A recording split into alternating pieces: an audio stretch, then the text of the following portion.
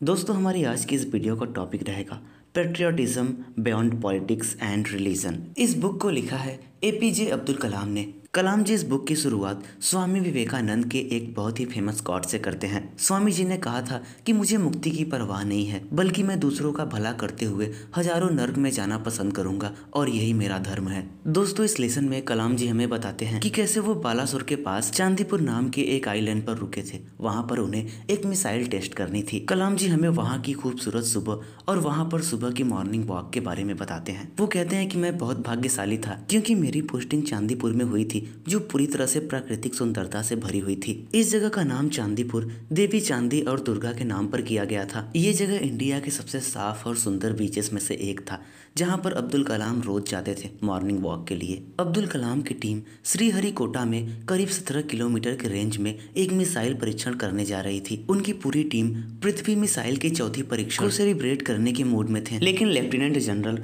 रमेश खोसला, जो कि इस पूरी आर्टिलरी के डायरेक्टर जनरल थे, उनको एक बड़ा लैंड रेंज चाहिए था उस मिसाइल को टेस्ट करने के लिए। इसके बाद कलाम की टीम ने भारत के नक्शे की जांच की और ये आइलैंड सबसे सुटेबल देखा गया। टीम ने उस जगह पर पूरी रात बिताई और पाया कि ये जगह सबसे अच्छा रहेगा। अब बस उन्हें सरकार से परमिशन चाहिए थी मिसाइल को टेस्ट करने के लिए उस जगह पर। डिफेंस मिनिस्टर से परमिशन मिलने के बाद बस फॉर्मेलिटीज करनी थी कि डीआरडीओ को ये जमीन दे दी जाए। कलाम ने खुद उड़ीसा के सीएम बिजू दा को एक डिटेल्ड लेटर लिखा और फिर कलाम उनसे पर्सनली मिलने भी गए मेजर जनरल केएन सिंह के साथ। बिजू पटनायक यानी कि बिजू दा ने कलाम से प्रॉमिस किया कि उनकी सारी जरूरतें वो पूरी करेंगे। बिजू दा एक नेशनलिस्ट लीडर थे। बिजू दा एक बार इंडोनेशिया गए थे जब वहाँ के प्रेसिडेंट सुकर्नो को पहली बार बेटी पैदा हुई थी। सुकर्नो उस टाइम पर अपनी बेटी का नामकरण करने के लिए एक बेहतर नाम खोज रहे थे। इस पर बिजू दा ने उन्हें सजेस्ट किया कि इस बच्चे का नाम आप मेघावती रख दीजिए, और फिर उन्होंने अपनी बेटी का नाम मेघावती रख दिया। उनकी बेटी बाद में इंडोनेशिया की प्रेसिडेंट भी बनी थी। देश की राजनीतिक व्यवस्था पर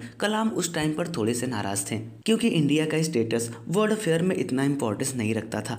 इसके बाद कलाम अन्ना यूनिवर्सिटी में अपने टीचिंग एक्सपीरियंस को शेयर करते हैं। कलाम वहां पर इंजीनियरिंग पढ़ाते थे। एक स्टूडेंट ने उनसे क्वेश्चन किया। उसने कहा कि इंडिया के बड़े इकोनॉमिस्ट अमर्त्य सेन का कहना है कि भारत ने पोखरण में जो दूसरा न्यूक्लियर टेस्ट किया था वो हमारी गलत कल्पना थी।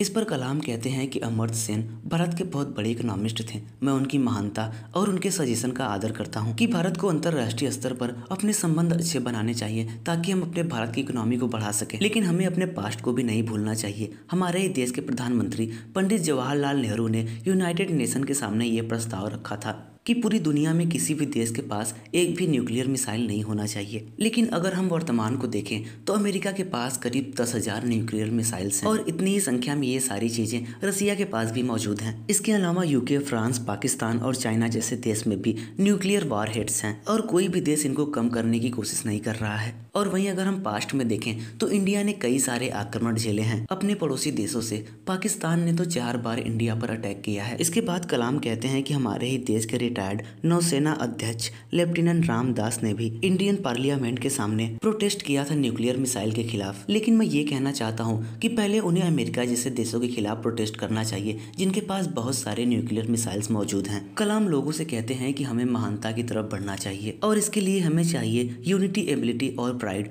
तभी हम एक अच्छे राष्ट्र का निर्माण कर सकते हैं। वर्तमान समय में जितने भी राष्ट्र आज आगे निकल चुके हैं उनके पास एक मिशन था। हमारे संविधान ने देश के हर एक नागरिक को समान अधिकार दिया है, लेकिन हमारे ही देश में कुछ ऐसे लोग भी मौजूद हैं जो इस देश को डिवाइड करना चाहते हैं। वो एग्जाम्पल के तौर पर हमें समझाते हुए कहते हैं कि अगर इस देश का कोई भी मुस्लिम वंदे मातरम गाता है तो उसके अंदर से इस्लाम कम नहीं हो जाएगा, बल्कि ऐसा करने से वो एक सच्चा राष्ट्रवादी मुस्लिम कहा जाएगा। क्योंकि पास्ट में हम सभी ने अपने कल्चर को एक दूसरे के साथ साझा किया है। हमारी डाइवर्सिटी ही हमारी सबसे बड़ी ताकत है। मैं भारत का विकास होते हुए केवल शहरों तक ही नहीं बल्कि गांव तक देखना चाहता हूं। इस तरह से शहर से लेकर गांव तक का विकास ही पूरे राष्ट्र का विकास माना जाएगा।